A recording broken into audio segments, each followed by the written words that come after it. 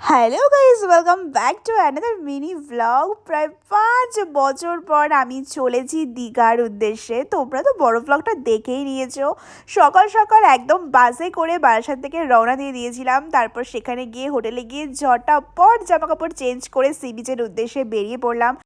5 ঘন্টার বাস জার্নিটা খুব একটা আনন্দদায়ক না হলেও এই সি বিচের ঢেউগুলো দেখার পরে না সমস্ত কষ্ট দূর হয়ে যায়। যাই হোক, সি বিচের চারপাশে একটু ভালো করে ঘুরে একটু খাওয়া দাওয়া করে আমি আর আমার ক্রাইম পার্টনার মানে আমার মামি একসাথে সি বিচের উদ্দেশ্যে রওনা দিলাম।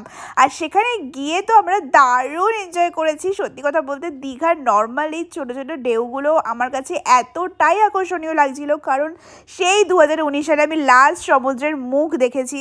তো কি বলবো, আমার মধ্যে একটা আলাদাই আনন্দ কাজ করছিল। তো যাই হোক, এটা ছিল ডে 1 ব্লগ। ডে 2 এর ব্লগ খুব তাড়াতাড়ি আসছে। আজকের ব্লগটা কেমন লাগলো জানিও।